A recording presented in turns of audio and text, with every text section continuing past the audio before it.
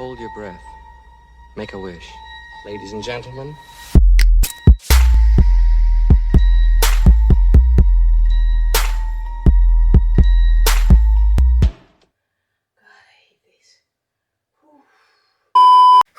Jesus Christ, why am I so nervous?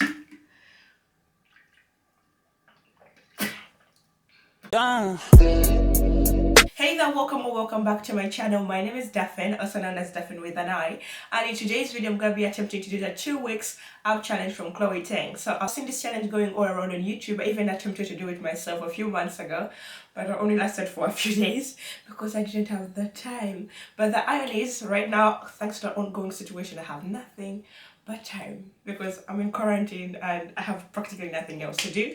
So I cannot blame my lack of motivation on having no time. Before you skip right to the end to check out like the results, because that's really what you're here for.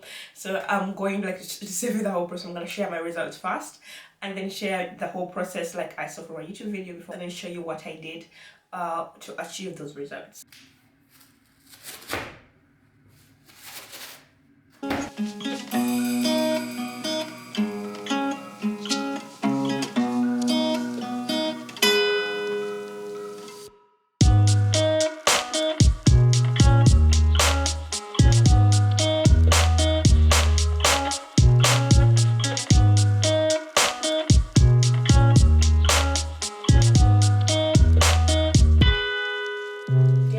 Completed day 2. The only thing that I've noticed so far is yesterday my muscles like in the morning when I woke up, my muscles like around my stomach did hurt a bit, so which is a good sign that it's working.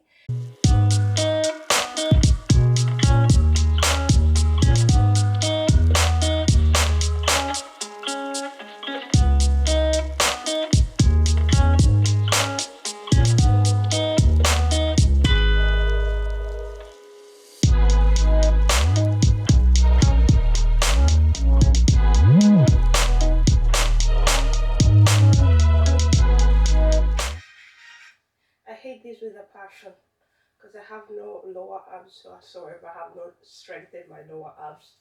So every time I do this, I put a lot of strain on my neck. God, I hate this. Whew. But if you know it's hard, then that's the one you need to be doing. So let's keep doing it.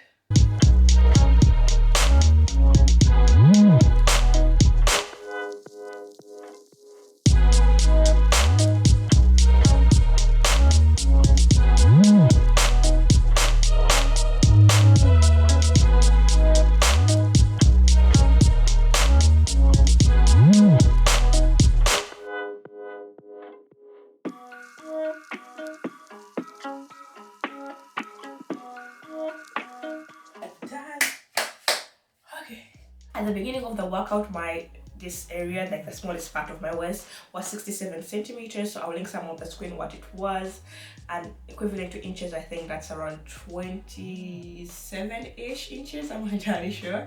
And the lower waist was 71. So by day 7 I kind of measured myself because I was beginning to get discouraged and I have trust issues.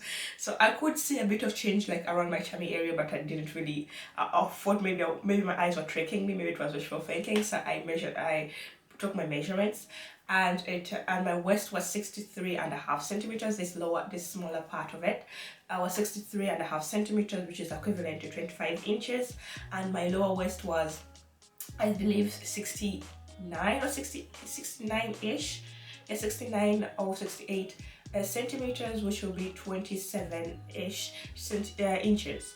So by day 14, which was a few days ago, I measured myself. Look, it's 61.5 freaking. Like the smallest part of my waist was 61-ish centimeters, which is crazy. And like the lower part of my body, my tummy, like the lower abs, that was 67 centimeters. So the crazy part for me was like just in 2 weeks, like the largest part of my waist was the same circumference as the smallest part of my waist 3 weeks before. So for me that was crazy, like when you think about the numbers. And like in total I think I lost around 7 centimeters of my waist, which is a lot, and I didn't really do much for it. So what did I do exactly? So I did the Chloe Ting training challenge.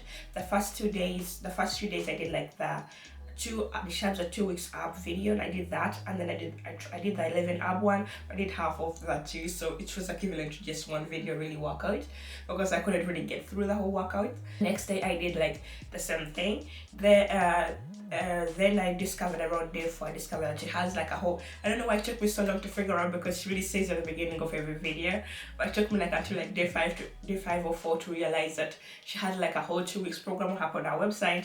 So I tried to check it out, but I knew my lazy self, I couldn't, like, she had like 3 workouts that you could do every day, and I do that like for approximately 2 weeks, and she gets like I think 1 or 2 rest days in there. But I knew that if I put that would be putting too much on my plate. There's no way I was doing 3 workouts a day, because I could hardly get through one.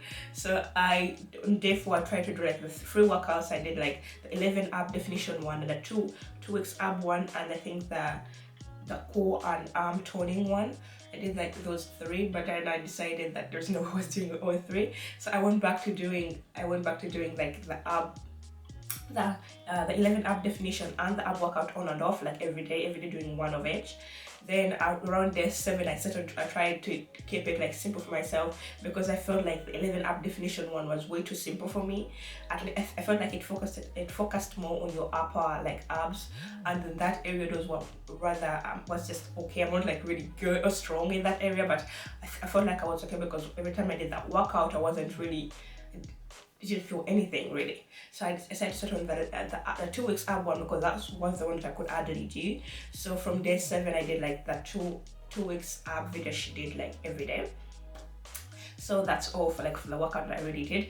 Did I do any other workouts apart from the Chloe Ting thing? No, not really, because we're in quarantine right now. I couldn't really do much, so I could share my steps with you on my phone. Like those were my daily steps. Like I didn't really do much. I only went out to do groceries, or when I went for a run, and I only went for a run once, which I would also put some on the screen. Then around day 5 I figured I looked up what's the best time to do the workouts, because I try to do them in the morning. The first time when I work out so that I was done and got out of the way. But I discovered, because my body has been without food like for 9-ish hours, so I found that I couldn't really do the workouts as much, because I didn't have enough energy, got out of breath very quickly, or I just gave up in general. So I came across Chloe Ting's video and other videos that said that it's best to do the workouts as soon as you wake up, because your body burns like the most fat when you're sleeping. When you're sleeping is when your body burns a lot of fat, because your body's still in the fat burning mode. When you do these low intense workouts in the morning, it helps really with the burning process, because your body's already in that fat burning process. And she also recommended like going for fasted walks, like not really runs, because I'm more of a run type of girl, so I was more inclined to go for a run. But she said that you should go for like fasted walks where your heart rate should be somewhere, I think 60 or 20, I don't really know. She said your heart rate has to be between a certain range, like not too high, like in that optimum fat burning mode, which I tried. Like because I don't have a heart monitor or anything, I tried to measure that pace by walking a bit faster than I would normally walk, but not too fast that I'm practically jogging. So I did that, like I walked around for 20-ish minutes, maybe 25. Did that like for the last, I think 5 or 6 days of that challenge every day, and directly after doing that I did like the ab workouts, and I found, because I don't know if it was a mind fuck or something, because I felt more energized after doing the walks and then doing the workouts. So I wasn't as out of breath, and it's also better to do the workouts 3 or 2 hours after you have eaten something, because otherwise you feel like throwing up during the workout, which is not really something you want to be feeling. As for diet, I really ate what I normally eat, but my regular diet is rather on the healthier side. At least that's what I like to believe. Just ate what I normally eat for lunch, for breakfast and lunch, and I tried to snack as healthy as I could, but of course there were a few unhealthy bits here and there. That really does help. Like the more healthy you eat, the more you lose. I think that's why I lost like more in the first week than I did in the second week, because I ate cleaner in the first week. The second week I even had pizza, like